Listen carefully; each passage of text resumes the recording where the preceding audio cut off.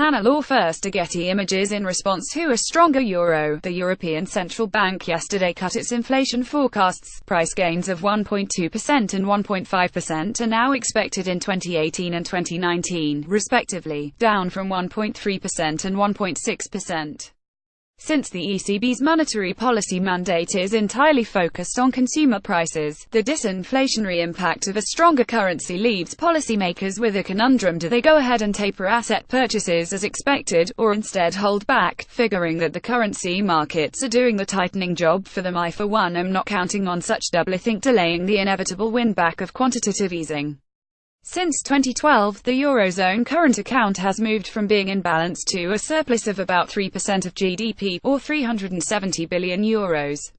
This stemmed from austerity which hit domestic demand, and later easy monetary policy which weakened the euro. As a result, the euro became a risk-off currency. In normal periods, money flowed out in search of higher yields, only to return after an external shock. See, despite Draghi, flows favor the euro. Since March, euro strength has been driven less by risk-off urges than rising confidence in Europe's recovery. GDP growth in the single currency area for 2Q17 was yesterday revised up to 2.3% YoY, the best reading since early 2011. With soft data continuing to improve, the Eurozone manufacturing PMI hit a post-2011 high in August. There is reason to think the euro will remain on an uptrend, even if a correction is overdue. During its crisis phase, the Eurozone can be thought of as exporting deflation. Very tight financial conditions in southern Europe caused a collapse in consumer spending and investment. That cycle has reversed, with renewed confidence causing employment growth and fresh capital spending. Aided by a stronger euro, Eurozone imports will accelerate, which will apply a certain degree of upward pressure to global prices.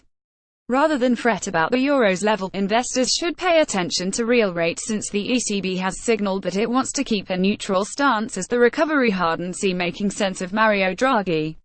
Real rates remain at very low levels and have actually ticked down recently as CPI has edged higher and the yield curve has flattened, with interest rates along the curve moving lower.